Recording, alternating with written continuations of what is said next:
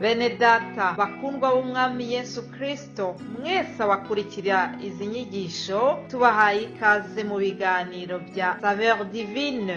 Ibi biganiro mu bitegurirwa n'abavugabutumwa bwiza batandukanye, akaba ari umuhamagaro ugendera ku ijambo ry'Imana byanditse mu gitabo cy'ubutumwa bwiza uko bwanditswe na Matayo ibice 24 umurongo wa 14. Kandi ubutumwa bwiza bw'ubwami buzigishwa mu isi yose ngo bube ubuhamya bwo guhamiriza amahanga yose, nibwo imperuka izahera ko ize. Ibi biganiro mubikurikira ku channel ya YouTube yitwa Saveur Divine. Tubifurije kugubwa neza. Imana Data ari nayo So ibaha umugisha.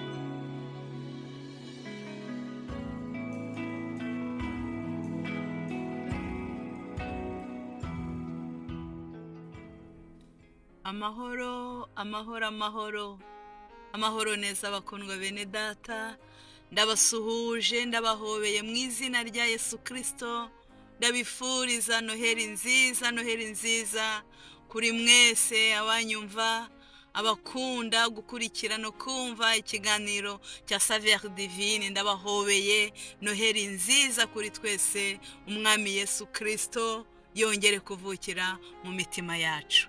Ndi Odette Kandama mu kiganiro Saveur Divine. Iki cyumweru rero twaganiriye ku kuvuka kwa Yesu. Murabona ko ari icyumweru twiteguramo noheri.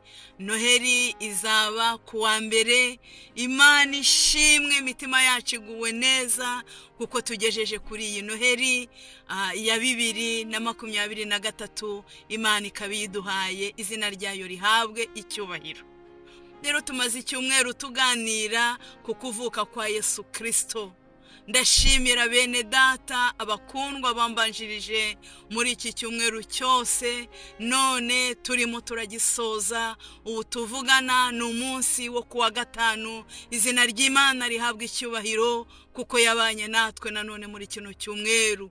Batubwiye ku kuvuka kwa Yesu Kristo, batubwira mu buryo butandukanye uko yavutse, aho yavukiye, icyatumye aza. Bakundwa bene data, narije nanjye kukubwira ngo Yesu yaje aciye bugufi ku bwacu, ku bwawe nanjye. Yesu yaje aciye bugufiya.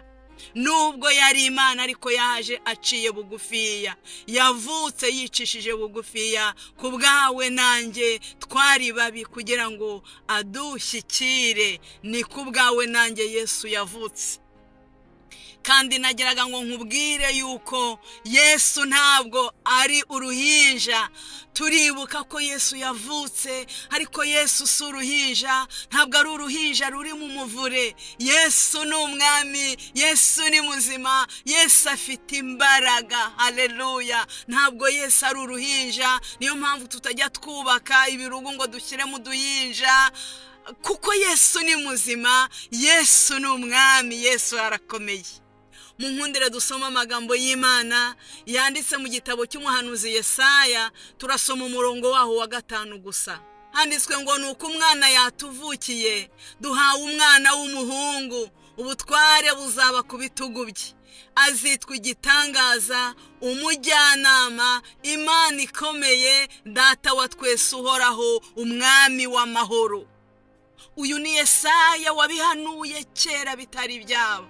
Abacu batubanjirije muri iki cyumweru batubwiye uburyo nyine byari byarahanuwe, hanyuma igihe kikagera bigasohora.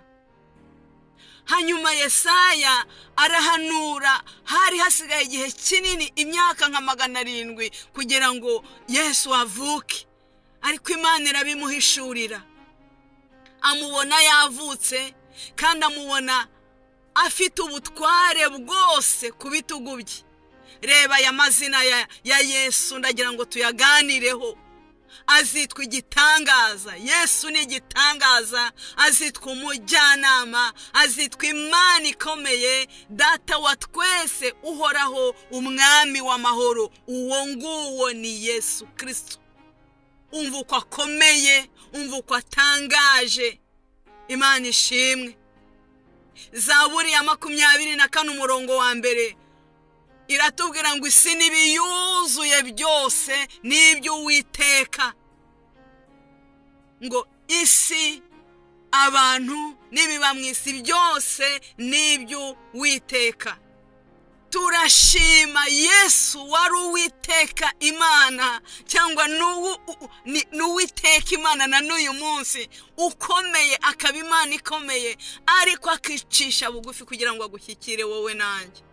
Izina rye rihabwa icyubahiro. Bibiliya igitubwira mu rwandiko Pawulo yandikiye Abakolosayi, hakatubwira ngo ibiriho byose niwe wabiremye kandi niwe byaremewe. Ndimo ndakubwira uburyo akomeye, nashatse kubanza kukubwira uburyo akomeye, hanyuma ariko nubwo akomeye atyo akaba yaraciye bugufi akiyambura byose kugira ngo agushyikire wowe nanjye. Imana ishimwe. Bibiliya ivuga mu Bakolosayi aho ngaho ni umurongo wa 16 aharangiza havuga ko byose ari we wabiremye kandi ari we byaremewe. Umurongo wa 17 ukatubwira ngo yabanjirije byose kandi byose bibeshwaho nawe. Umva uwo muntu ukomeye ariko waje aciye bugufi kandi akomeye atyo kugira ngo agushyikire wowe nanjye. Bibiliya ikongera ikatubwira mu gitabo cy'umuhanuzi Yesaya ibice 66 uhereye ku murongo wa 1 ukagera ku wa 2, Imana yabwiraga Yesaya, iyo tuvuze Yesu tuba tuvuze Imana. Imana yihinduye umuntu, ivukira mu mugore kubwa kwaguca bugufi, ivukira muri Mariya kugira ngo idushyikire. Haleluya. Izina ryawe nirihabwe icyubahiro. Aho haranditswe ngo ijuru ni intebe yanjye. Niko Imana yabwiraga Yesaya, iramubwira ngo ijuru ni intebe yanjye, isi ni intebe y'ibirenge byanjye. Mbese muzanyubakira nzuki, kandi aho nzaruhukira ni hantu ki? Kw'ibyo byose ukuboko kwanjye ariko kwabiremye, byose ukuboko k'Uwiteka Imana niko kwabiremye. Byose ni Yesu wabiremye, ngo yabanjirije byose ndetse bibeshwaho nawe. Niwe wabiremye kandi niwe byaremewe. Siho twabanje kuvuga ngo uwo twamwubakira nzuki kukuboko kwe ariko kwabiremye, ariko yaje aciye bugufi ku bwawe nanjye. Nicyo narije kukubwira. Yesu yaje aciye bugufi ku bwawe nanjye nubwo yarakomeye gutyo. Umva rero uko yaciye bugufiya.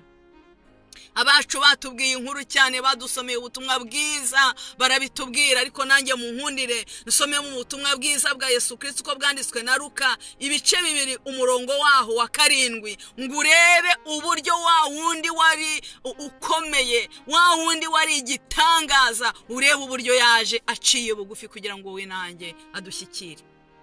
Handitswe ngo Luka ibice 2 umurongo wa 7, ngo abyara umuhungu, uwo ni Mariya, abyara umuhungu w'imfura, amworosa imyenda y'impinja, amuryamisha mu muvure w'inka. Kubera iki? Kuko bari babuze umwanya mu icumbi. Imana yaremye byose ikabibeshaho, uwo byose byitirirwa, nyiri byose, isi n'ibiyirimo, si n'ibiyuzuye n'ibye, ariko aryamishwa mu muvure w'inka kubera yuko ngo icumbi ryabuze.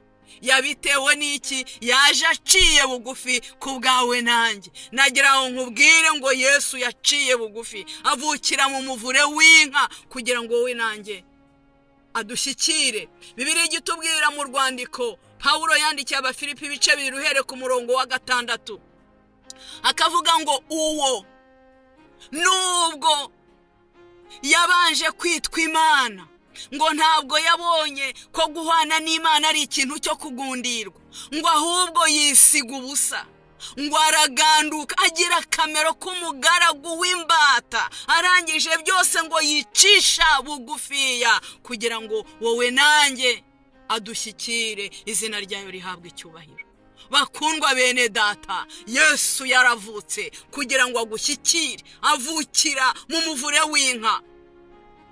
Amacumbi yabuze, abura umwakira.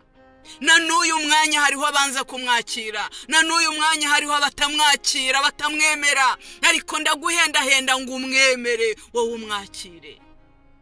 Inshuti yanjye mukundwa, umva. Yaje aciye bugufi kubw'ababi, nyuma ku musaraba yaradupfiriye aduongerera ngo tutarimbuka. Nowhere, nowhere, nowhere, nowhere havutse umwami w'Isiraheli. Yesu yaravutse, Yesu turibuka ko yavutse, haleluya. Ariko ntabwo akiri uruhinja, yaje aciye bugufi ku bwacu ababi, yaje aciye bugufi ku bwawe nanjye kugira ngo adushyikire. None uyu munsi wa none ndaguhendahenda, haleluya. Uyu munsi wa none yongera avukire mu mitima ya benshi bamushimishe. Nowhere, nowhere, nowhere, nowhere havutse umwami w'Isiraheli. Nshuti bakundwa, mbifurije Noheri nziza. Dusoze iki cyumweru twemerera Yesu ngo yongere avukire mu mitima yacu. Wibuke ko yaje kugushaka, wibuke ko yaciye bugufiya kubwo urukundo rwinshi kugira ngo agushyikire. Yaragukunze, yemera kuza, asiga ubwiza yari afite mu ijuru, aza mu isi, abyarwa n'umugore uciye bugufi, yemera kuryamishwa mu muvure w'inka aciye bugufi. Hose banze kumwakira. Nyamuneka wowe ntiwange kumwakira, umwakire yongera avukire mu mutima wawe.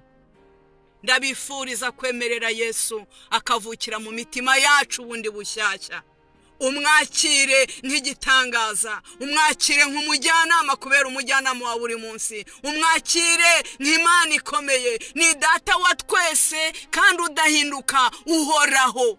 Badata bajya bapfa, bajya basaza, bagashira, bakavaho, bakibagirana, ariko ni data wa twese uhoraho kandi ni umwami w'amahoro. Ahabaye haba amahoro, ahabaye haba ihumure. Musozi icyumweru Yesu mumwakira, mumwemerera kuvukira mu mitima yanyu. Ndabifuriza Noheri nziza bakundwa bene data. Yesu ababere umwami w'amahoro. Yesu mumwemerere, mumwakire kandi ntimwibagirwe ko yaje aciye bugufi ku bwacu. Imana y'amahoro ibaha umugisha mu izina rya Yesu. Noheri nziza kuri mwese.